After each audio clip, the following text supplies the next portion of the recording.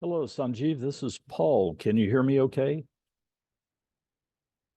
Yes, I can hear you. Okay, very good. I also want to make sure I have my volume adjusted properly. Yeah, no, Thanks. sure, sure. Yeah, thank you.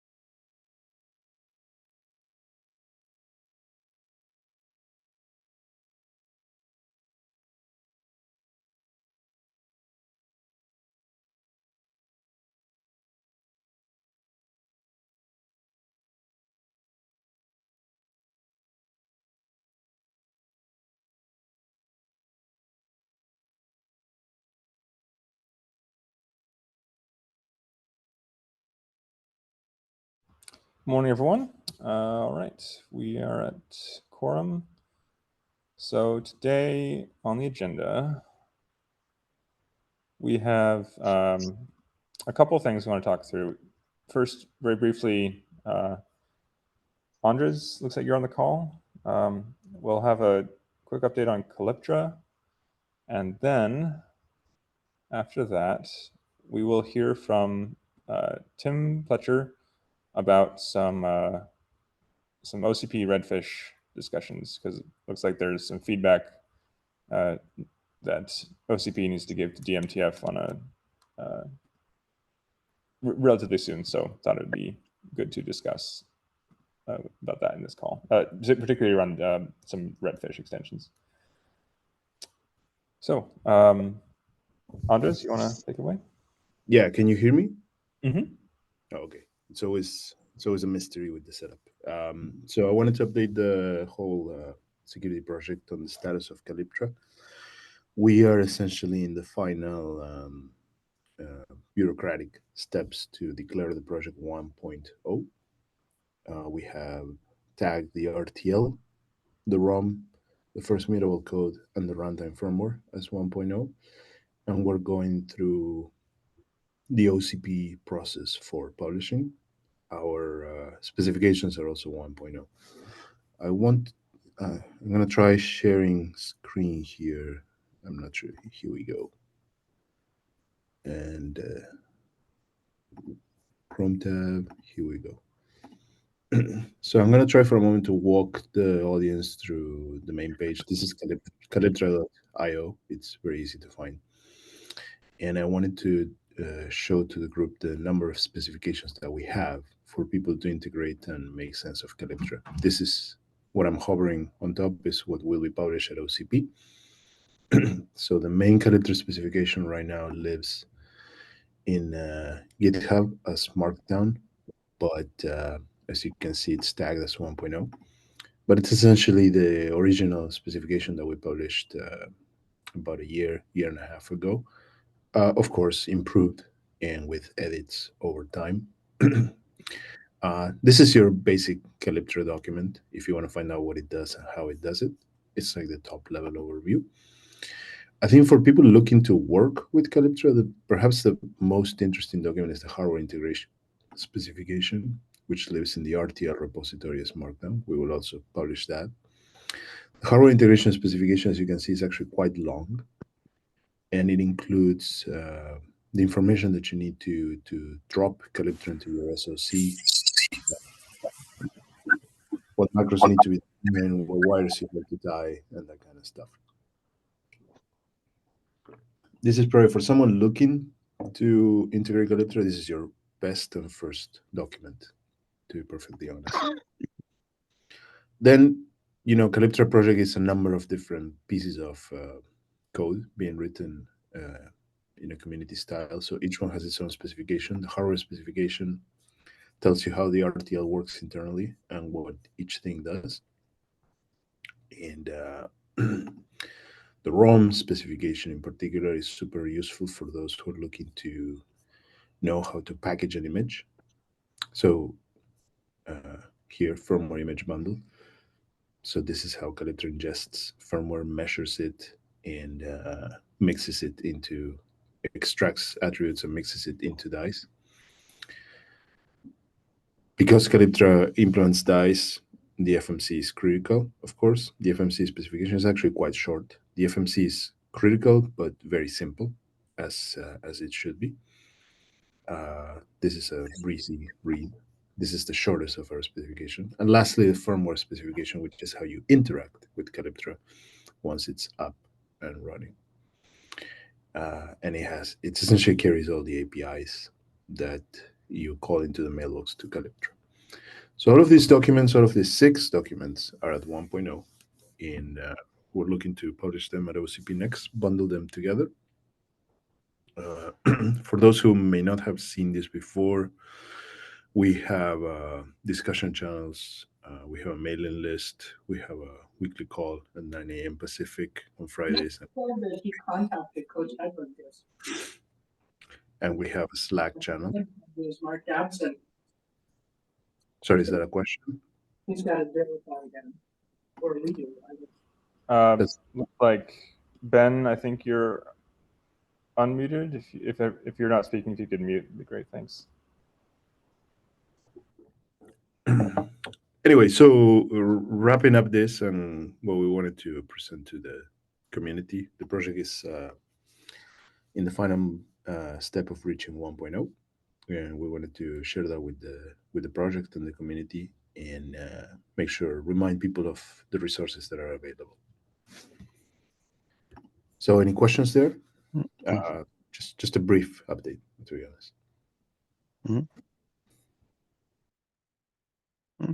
Andreas, this is Eric Hibbert.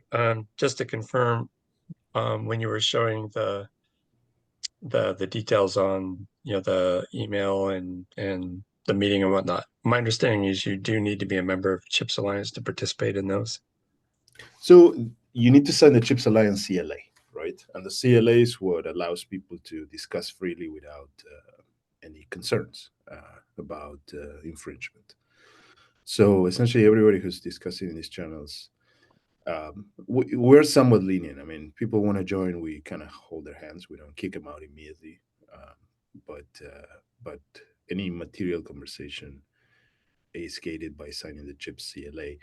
The CLA is a contributor licensing agreement. It doesn't bind you. It doesn't cost you anything, and it doesn't bind you to do anything at all. It's just an agreement that if you contribute, you're contributing to an open source project and community. So that's a gating requirement. Indeed. Joining CHIPS, it's interesting. I don't think it's worth dwelling too much on this. Joining CHIPS is not the same as signing the CHIPS CLA. I don't know why they built it that way, but it is. It's a little bit of a... It's a bit confusing. I've been struggling with this for a while. Well, I mean, a company joins CHIPS and puts money and gets their name on the mast. Cool. A contributor signs a CLA and contributes. Those two things can actually be different.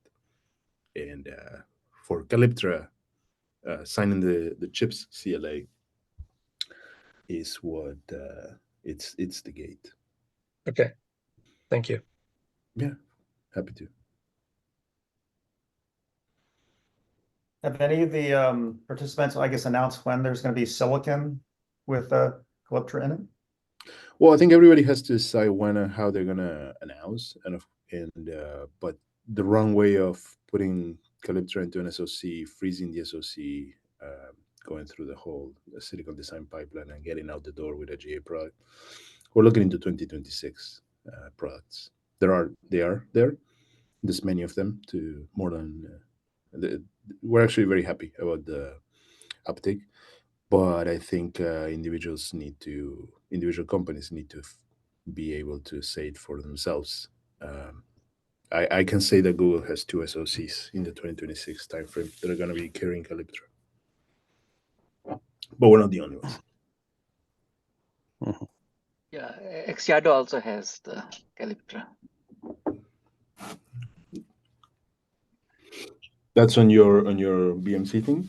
Or, I mean, sorry, I didn't mean that. I forgot what you called it. No, it is on silicon. The Xyado chip we have integrated it. So a note on version, since we're talking about that. Sorry, did you mean to say something else, Sanjeev? Yeah, No, just nothing. Yeah. It's Eric again. I was going to ask upgrades, new versions. Is there there's a roadmap for that? Yeah. I mean, so we're trying to get this out the door, and then we can talk about it a little bit more. The RTL is going for 1.1. 1.1 is the same functionally as 1.0, but we've reduced area and we're fixing lint rules. And so it's, projects have a long lead time and they have drop dead dates. So some projects have taken 1.0 because of that reason. They're not disadvantaged, but if you still haven't taken Calyptra and you're in a position where you still have a little bit of time, you should definitely take 1.1 RTL. And then we have a roadmap for 2.0, which we want to execute this year. And it's primarily focusing on completing PQC capabilities for attestation in Calyptra and improving the countermeasures in the RISC-V core. So 2.0 will bring about new algorithms to Calyptra. But 2.0 is not, look, if I would imagine, looking at the projecting the lead time, I would imagine that someone who wants to put a chip out there in 2026 or 2027 should seriously consider 1.0 or 1.1 and not yet 2.0. We'll do our best, but if we can finish it in 2024, it's going to be pretty good. So you're looking at so a couple of questions come to mind. So the 2.0 designation kind of hints that it may break backwards compatibility. Gives you that flexibility. Is that a true statement? No, we're not looking into breaking backwards compatibility. We don't want to call it 1.9 or 1.5. I mean, we want it to be meaningful that we're bringing new things to the table, but we're not thinking about breaking backwards compatibility. It's going to be a little.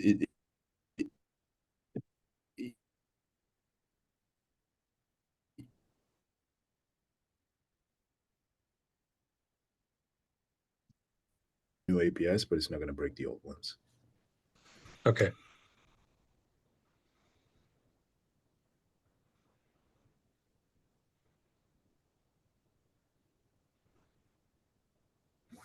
There's a question in chat.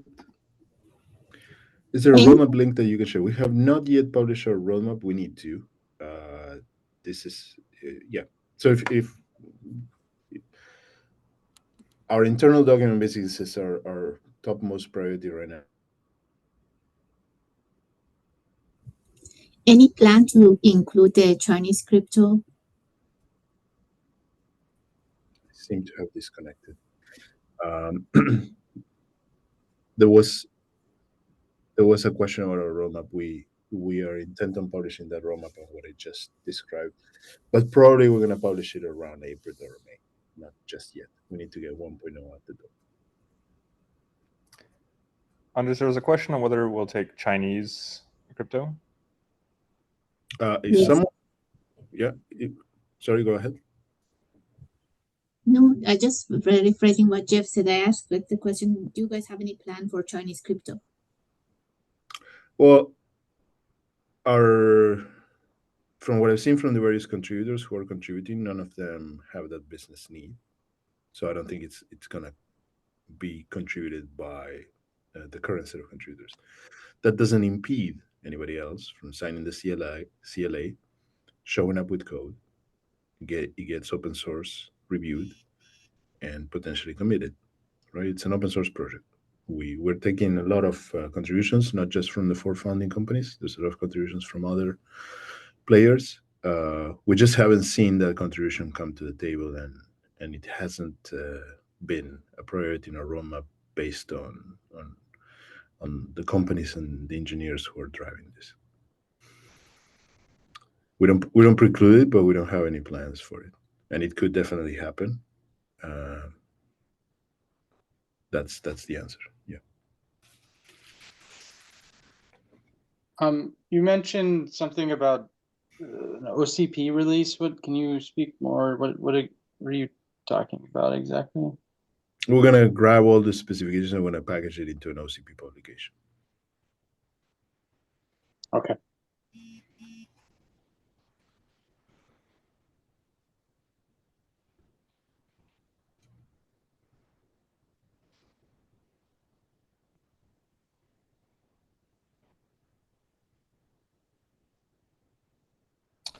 Cool.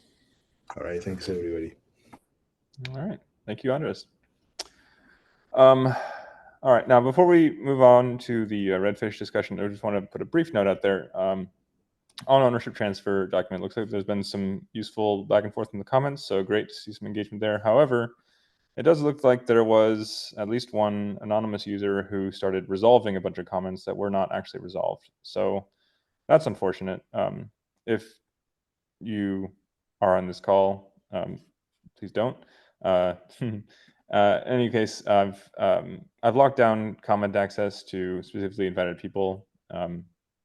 If you would like to comment on it and you don't have access, please feel free to request and we'll certainly grant it. Just looks like there's some problems with anonymous users. So, yeah, tragedy of the commons. Okay, with that, I think we can move on to Redfish with Tim Pletcher. Hi there. Let me share my screen here. Hopefully this goes pretty quickly.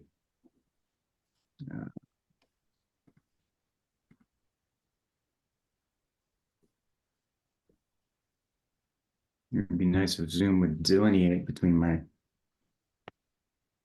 Bear with me 1 minute, please. Sure, no worries.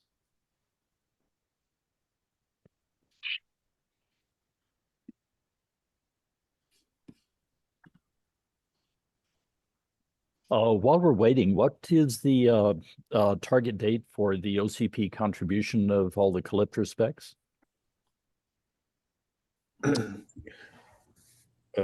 Target date. We're trying to upload the contribution this week or next and have it discussed by the incubation committee. That's this whole process, right? It's like a pipeline. You create a Right. contribution, you upload it, you present it, they ask you questions, they vote, it's ratified. Okay, I- very I good. would, yeah, I would quote this at a month, Paul. Okay, Error bars of 2 weeks, probably on the long side. right. This is just a publication OCP. Working with Calyptra, the main thing is the CLA, which, Mhm. to reiterate when answering Eric's question, it's you don't have to pay anything and you don't have to do anything, but it's mostly for everyone to know that they can discuss freely with you what they're doing. Right. Okay, You- thank you very much, Andres. Yeah, of course. uh, You'll be the company. One more, sorry, on Calyptra. With this release of the Calyptra specifications through OCP, does that imply that there will be essentially an OCP requirements for Calyptra now, effectively?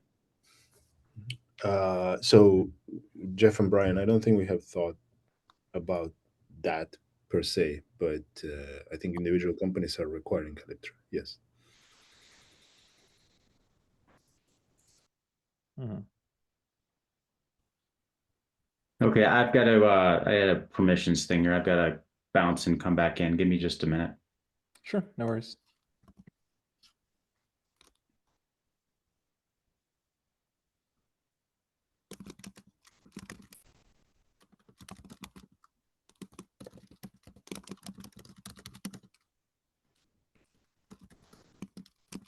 So Andreas, taking advantage of the dead air. Sounds good. So I was at a meeting last week that involved some folks from NIST talking about post-quantum crypto. And as you're probably aware of the FIPS 203, 204, 205, which are in draft state. There was an indication that we may see final versions of those maybe in the June or July timeframe. Finally. Yeah, so NIST has been working on essentially getting ready to be able to test the algorithms. So that seemed to be a gating item as well. There was also a hint that there may be some problems with at least one of the algorithms. And if you're familiar with the lab ATSEC, which is based in Austin, they've got a blog posted that sort of highlights some of the problems that they've found. So there may be some differences, some changes being introduced in the current drafts, but you may be able to get a heads up on some of that off of the ATSEC page. Okay, thanks for that link. It seems quite useful. We might follow up offline, right, with more details. Okay. Thanks, Eric.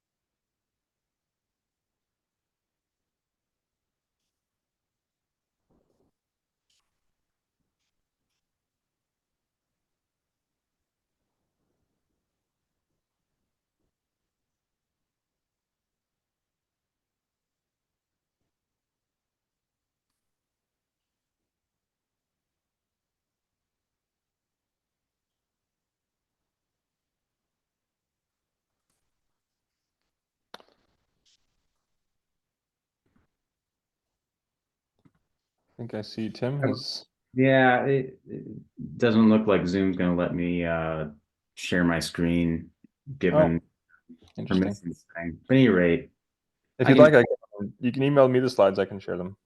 can I have your email address real quick? Yeah, sure. I'll put it in chat. Well, Yeah, it's please. Jeff you. Anderson at google.com. I'll put it in chat. Thank you. Where is this? Sorry about this. Yeah, no worries. Technology is rough. Why do we even have computers? Yeah, you'd think this stuff would be sorted after all this time.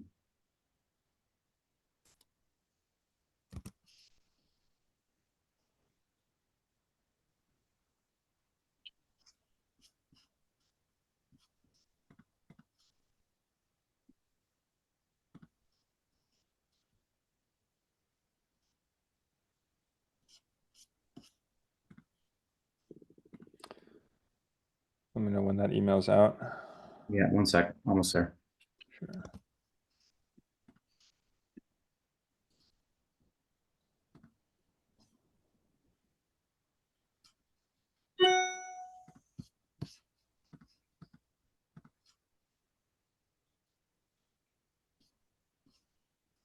Okay, it's on its way. Cool.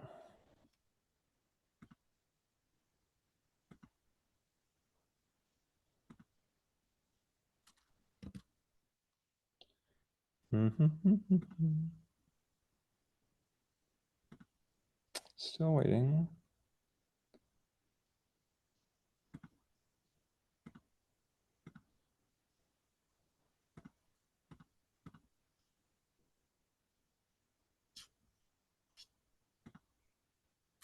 Hasn't arrived yet. Let me look at all mail.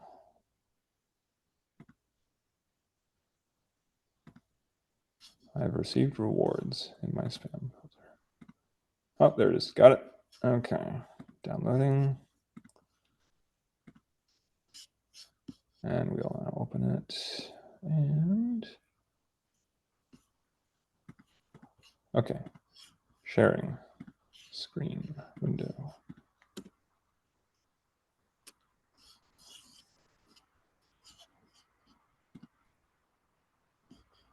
What does that do? Okay, are you seeing the content? Yep, we see it. All right, Tim, take it away.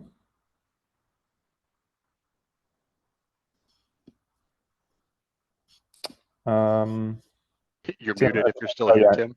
Yeah, Tim, I think you're muted. There we go. There's a pending addition to Redfish, and it's titled OCP Redfish Service Profile, and it's essentially coming in to deal with varying devices, PDUs, whatever the case may be. The profile schema has a bunch of different details, and in there are two specific stanzas, one related to firmware and one related to software that might be running on the particular device. In the case of the software, the schema is a collection of the applications that might be running, one or N. So when I first saw this a week and a half ago, it occurred to me that with the safe audit effort, it would probably be beneficial in the case of firmware or any software that's going to be running on the device to have attributes in there for the safe audit outputs. So the proposal that I threw at Jeff Otter on our side, who's the chair of the Redfish technical group, was that we add a couple of attributes for the safe audit payloads to the firmware and to the software collection schema for this service profile.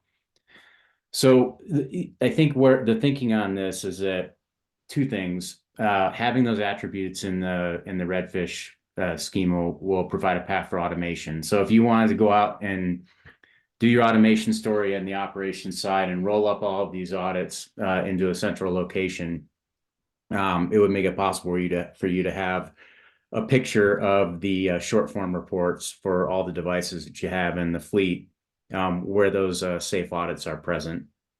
And then also when you think about kind of amping up the whole safe process and getting things going around adoption and acceleration, having that in the Redfish side of things would be a good approach to facilitate that. So these are really simple changes. Jeff is on board with it on our side. And if you just jump to the next page here real quick, Jeff. In the firmware section, there's obviously a whole bunch of other stuff in there, but there's a specific area where the firmware version is reported, and it seems pretty obvious that alongside that version, you could have these two attributes, and you'd point to the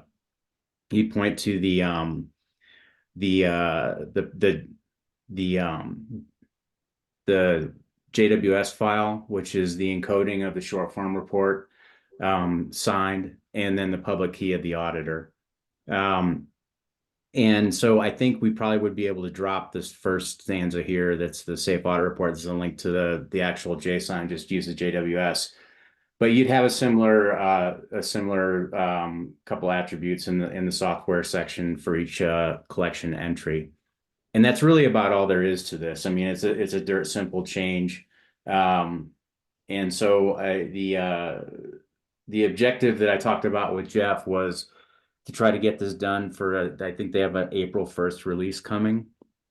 So if this is something that the OCP side thinks is a good idea, then what Jeff indicated to me was that OCP would need to make the request to the DMTF to add the object to the overall Redfish schema, and then when the profile gets published, which is in the not too distant future, those changes could then be added, fairly seamlessly into that profile spec itself, and we're done.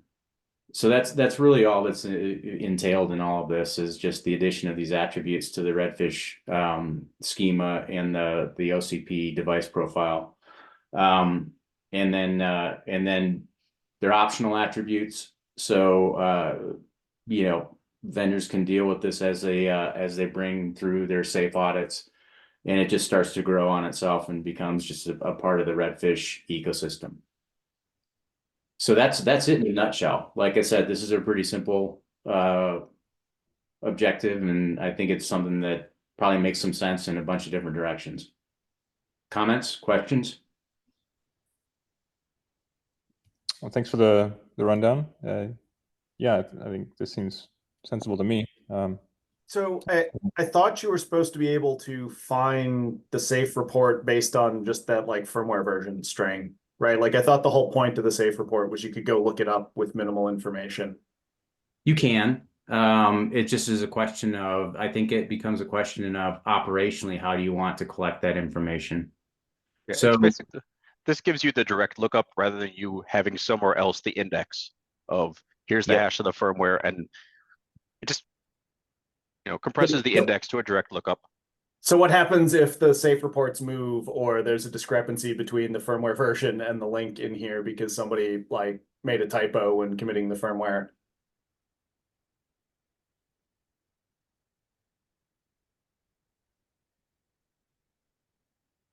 I guess this makes things potentially simpler in some cases, but now you have multiple canonical sources of things, which strikes me as bad. Well, so it refers to the authoritative source, which is the GitHub.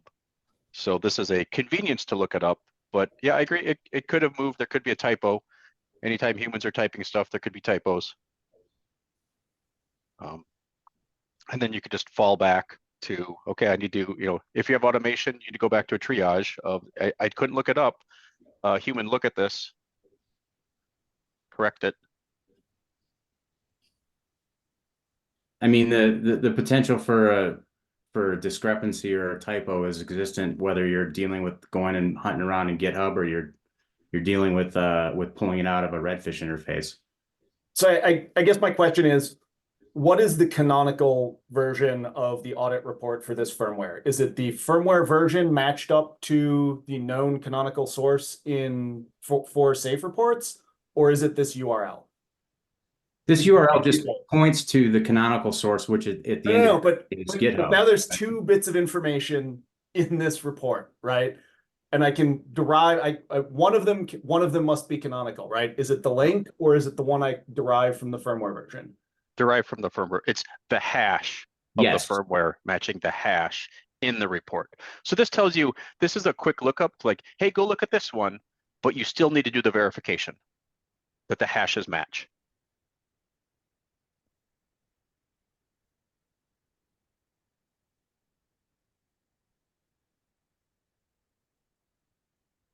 I have a, I don't know if Matt had asked all of his questions. Is that Yeah, thread done? that was it. I'm just trying to understand, like, it seems like this is potentially conflicting information, or at the very least redundant. Well, it depends on your operational model, Matt. I mean, you know, you can't, you can assume that anybody who's running a fleet of any size is going to prefer automation, and they're going to prefer interacting with a known API plane in the fleet itself. So this is a much more approachable way to index that information than going out and trolling the GitHub API if you're running a big fleet. So I guess as kind of an extension of your comment, Tim, I know that during the previous we had some attestation flow discussions, I think with Roxana and others, and there had been this notion of kind of two sides of using Safe, right? Where one side was think like hyperscaler assurance, like talking to, I guess, Redfish over BMC is what you're proposing here, or sorry, Redfish on BMC. But the other part of the attestation flow that we were discussing was kind of from the tenant angle, right? Do we have a good feel for whether this proposal to use Redfish to get this information actually satisfies both of those use cases? I guess I'm uncertain of how common it is for sort of tenant side to be familiar with Redfish. Does that make sense? It does. Like basically, what I'm saying differently is that this makes sense to me from a like hyperscaler looking at their own environment and trying to correlate OCP safe to their variety of systems, but I don't follow how or if this could be used by tenant to do similar or to provide similar assurances. If I look back to those attestation flows we looked at. Yeah, so I think probably what I would say on that is, when you think about attestation, if you're going to talk about measurements and whatnot, at a tenant level, you're still going to you've got a couple different scenarios you could probably put yourself into, which is, I have 3 racks of gear. I have a data center of gear. I have N data centers of gear. And so when you want to go present attestation information, the most likely scenario is that you're going to have some type of service fronting that if you're dealing with a data center and data centers. If you're dealing with 3 racks of information, then it might be more common for you to go pull those measurements out of a BMC interface, whether it's an ILO or a ASpeed or whatever, or some type of DCSCM if you're using those. And at that point, you're still going to have some type of software in the background that's going to provide that API or deal with collecting that information for you to ultimately consume as a tenant, right? So this doesn't break that model. This just gives you convenience features to go pull the particular audit related information out. I'd probably be a little bit careful about conflating audit outputs with attestation information. They're, to my mind, a little bit of 2 different things, and they'd be used for 2 different, and they'd be used in 2 different scenarios. So it doesn't mean you can't deliver both in a package. If you want to go do the service engine to collect both the audit information and the attestation information at the same time, I'm guessing that most people would probably think about how they consume and act on audit information as being somewhat different than how they consume and act on attestation information. You probably does that make sense? So it makes sense, but to be clear, in the proposed attestation flows from like a month ago, SAFE was one piece of information that would be ingested and then cross-compared to live device attestation, like measurements, right? That's why I'm sort of talking to both of them, is because but both live device measurements as well as OCP safe were both data points that would be used. Yep, and I think, so I don't think putting this in Redfish changes any of the previous discussions or ways people were thinking of doing attestation or getting access to the safe reports. This is just a way to do this easily in Redfish. Yeah, don't I this think is- what I'm asking is that do we, I mean, and pardon my ignorance, but I think what I'm asking is it usual today for services offered by whomever to provide data via Redfish to tenants, right?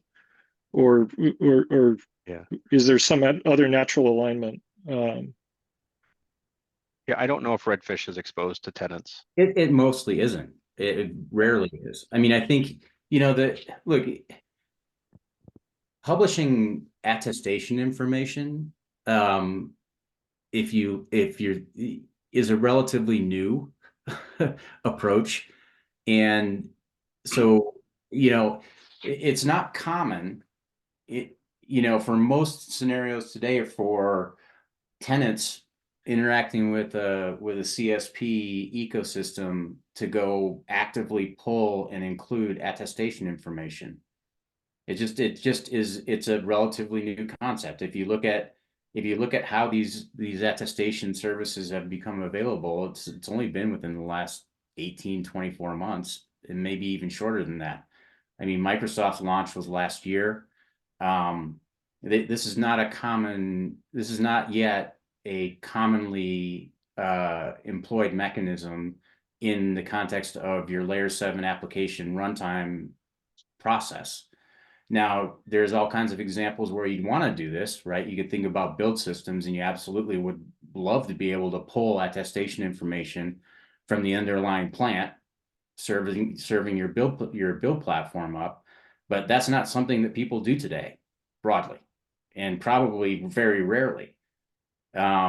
So the point, I think, is that there's nothing wrong with providing convenience maps to go do some of this work, because the workflows and the approach to which people are going to consume this information is going to change, and it's going to adapt, and as people work through application consumption of these types of payloads, then, you know, convenience features are a thing, and there's no these are just links, right? We're not changing the canonical location of the reports. They're going to be in that repo sitting out there in GitHub. But it makes it easier when you're going to go through and contemplate how you want to write a back-end system to consume and process this information.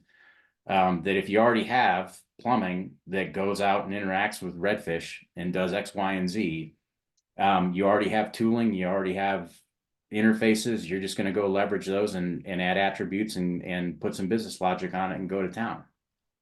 And then if you want to go through and run an audit report for all the stuff in your system or in your fleet, from an audit perspective, you know, it becomes pretty easy to ascertain what does and does not have safe audits associated with it. For example, right? I think the point is it is just a convenience feature to go back and access this information. Shall I say something on this? Actually, if you're talking about attestation information, so what type of attestation information is this? Is this the attestation evidence coming from the root of trust? No, this is purely the safe audit output. Okay. So this is the short form report that's public domain, right? Or I think his question is, what's the rest of the fields in this JSON the document? rest of the fields in this JSON document are more operational in the context of what you would see with traditional Redfish. This is a huge document. I didn't have room to stick the entire thing out, and it's not public yet, so I don't think that would have been appreciated. But the entirety of the schema for the Redfish service profile is fairly long. But it's not going to be something that you would look at and be surprised at if you've looked at Redfish in other contexts. So this audit there's no version number of, like, I mean, so what is this? Is this a specific version of? Yes, I didn't put one in there. You would have a for the firmware stands that you'd have a firmware version, And then these links would be the safe audit outputs and the auditor public key for that particular version. Like but in the GitHub for safe reports, it doesn't include any kind of version number, or like what's the versioning of the different? I mean, I guess it's 2023. I mean, I don't know, like what is the version of this JWS file? I mean, I guess maybe so this URL to something that's vendor specific. They just decide. No, the URL is to a document. So the safe framework describes how that JSON document is created and how it's signed. That's fully public. There's code to do that, how to parse it, how to look at that, how to understand it. That directory structure there is, a convenience function for humans to interpret this, but the underlying thing that ties things together is the hash of the firmware image from when you're doing your attestation or when you're looking at the image on disk, compared that to the hash that is contained inside the JSON document, inside the signed document. So rather than people maintaining their own index of how to say, I have this hash of a firmware, where is the corresponding short form report? This is a convenience way to go directly to it. You still have to verify the hashes are correct to know you're looking at the correct one. So essentially, these are firmware measurements coming from the root of trust, is it? Inside the document? No. Which measure, which? Because you mentioned just now firmware hashes. Yep, so that would probably be another field just outside of what Tim is showing, I think is where the firmware measurements are. But Eric, it's not coming from the root of the trust. It's something that is already published in the audit report. There's two hashes here. There's the real-time measured one, and then you need to verify that that is the one that is in the referenced safe audit report. And that's how you know you're looking at the report for the firmware you're currently running in. Okay, so this is essentially the reference values. Yes. This is, okay, so there are standards to express attestation reference values, right? One is especially the concise reference manifest. I think NVIDIA is using that as well, if I remember correctly, the concise reference integrity manifest to express such kind of reports, as well as the firmware measurements. Are you aware of that? We have the quorums, right? Yes. The IETF quorums for that. That's quorum, yes. Can be I think standardized. I don't know if I want to let Tim write the ship or Eric. I'll let Chris do this one. Tim? Please go ahead, Chris. All I was going to say, I think we're confusing or conflating a couple different things, right? Yes. I mean, I don't know what the rest of this like schema looks like, but I think we're confusing a bunch of different data points and maybe overthinking what's being relayed here. Yeah. So what was going to anybody who was using Redfish to get access to their attestation, 2 lines above this is going to be a hash of the firmware that was found to be running inside the system. As a provider, I would have to take that hash and go look up to figure, okay, which short form report do I need to look at so I can verify that things match and I have audited code. This is a way to provide that lookup there without me needing to maintain my reverse index.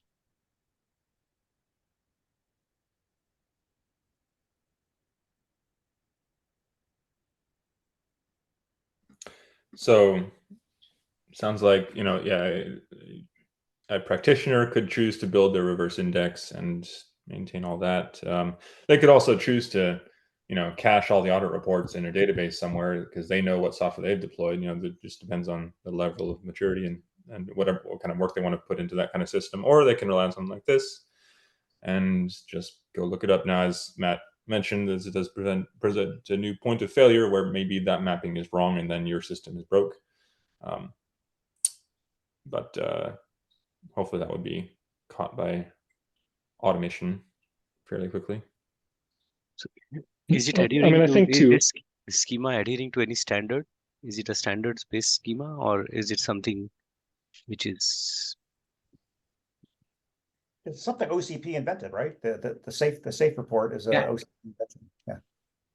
No, I mean, I think what Tim is saying is that there's a proposal to standard, like, so DMTF has the redfish schema, right? So I think what Tim is proposing here, sharing here, is that there's work underway to include these changes in DMTF redfish schema changes. Now, I meant the audit report. The audit report itself is an OCP invention, right? Yes. Yeah, SAFE is an OCP project. Yeah. But the question was about the redfish schema. Yeah. And standardizing the redfish schema. Yeah, I was more towards the outer template of redfish schema. So Well, that's what I think we're trying to decide. Let's make a new standard or not, you know? Yeah, we don't have, I mean, like, look, at the end of the day, they're going to publish this OCP redfish service profile regardless of whether or not these attributes are in there. Right? That's change is coming. A change is coming. Do we want to add 2 more lines? Exactly. Seems fine to me. Like if you provide a nonce, you get back measurements and the nonce signed, and then what transport that comes over, I don't really care too much. All of them, like, yeah, add it to this, add it to the next thing. What we want back is, you know, signed measurements with that nonce, and then we'll compare it to the OCP report, the OCP safe audit. That's good. I think this was meant to be just a convenience addition, right? For your automation play. I mean, we're not trying to reinvent any wheels around measurement or anything like that. These are just convenience links to go facilitate your automation effort. That's it.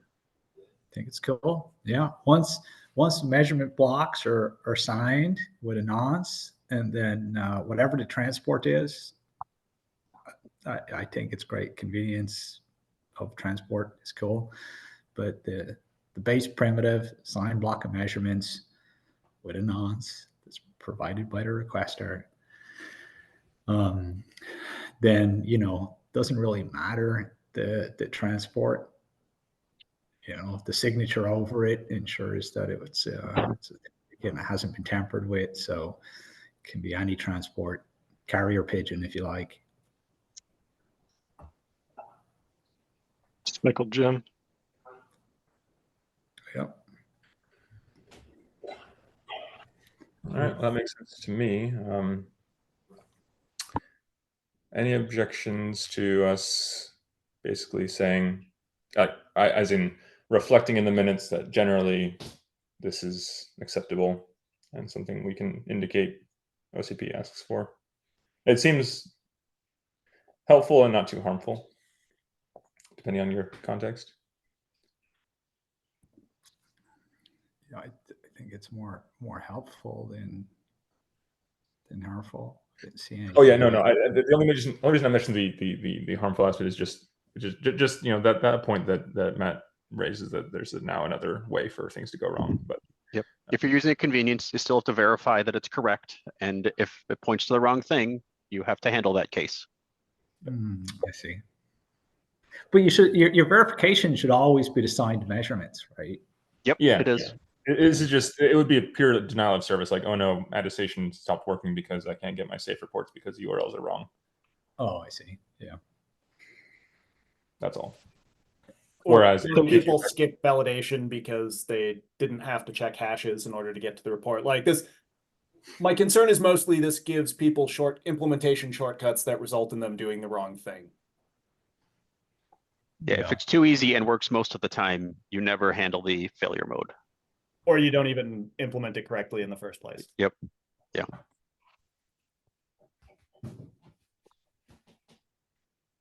Well, I think that risk can be mitigated with education, perhaps.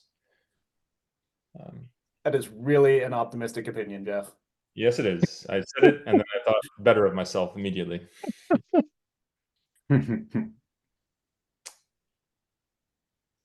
All right. I mean, I think just real quick, Jeff. My last comment I think would just be that generally it sounds like we probably need to revisit the, I don't know what the, where were we with the presentation that Roxana and others had about the attestation flows? I guess I asked because it sounds like maybe we need to revisit that and kind of plug this into that and show, it sounded like there was some confusion about like redfish and attestation or SPDM over redfish and how will the pieces get plugged together. So maybe we need to revisit that and include this proposal as part of it. I'm not sure. Yeah, I mean, now, regardless of this matter in front of us right now, I think we do want to revisit Roxana's topic for attestation. I think there's things we can do there to help move things along. Sure. And yes, when we talk about that, I think we can mention this work. I think SAFE should factor in, yes, to that work. And then this work here is like a different way of getting that SAFE report to the verifier. Yeah, it sounded like maybe we need to even have some sort of UML or some pictorial representation that shows like almost an example of I go to BMC using redfish and get this data point. I then go to this other thing and do this cross compare, yada yada, like step-by-step flow, right? Just to make it click for everyone about exactly what the different data points are and what the end result is. Yeah, good education for everyone, so we don't do the wrong things. Yes, agreed. Okay. Roxana, you were going to say something though? You came off mute. No, actually, I want to actually emphasize what you said. You're right. We have to combine all these, and at some point, maybe next week, Jeff, should present and just clear up the air and maybe combine these ideas together. Yeah, I think that makes sense. Jeff, even at that time, we had said that accessing the OCP safe web link or where the report is there, that will act as a single point of failure. So even at that point, we had like pointed that out, and I think same thing is coming out of here also. But it could be handled in different ways, maybe mitigations around that it doesn't act as a single point of failure. Yeah, you can sort of code up like fallbacks. Like if the URL is wrong, go try the other way. Although if you're gonna code the fallback path, that could just be your own new path. So I don't know. It kind of depends on how you want to architect your systems, I suppose. Certainly, some caching makes sense so that if GitHub is down for whatever reason, your attestation can still work. So yeah, a lot of ways to slice it. Yeah. So with the 3 minutes remaining, it sounded like generally this can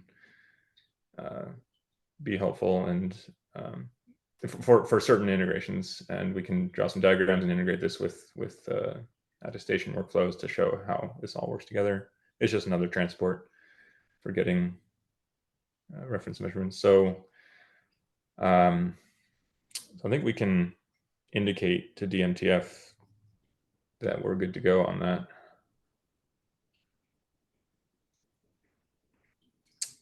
Cool. How soon will this be presented in DMTF? Question to Tim. Well, I think in my discussions internally with Jeff Otter, I mean, if we want to try to make the April 1 release date, we can. We just need to move quickly. Okay. I agree. So I guess the answer is like no time like the present. Seems like. Well, thanks, Tim, for coming to present to us. Thanks for all the comments. They're very helpful. I think you have what you need to go and do at this point. Yeah, awesome. Definitely. Thank you. All right. Sweet. I, by the way, am going to be out until April 2nd. So 1, 2, 3 weeks. Brian, I think you'll be around. You can run the show for those weeks.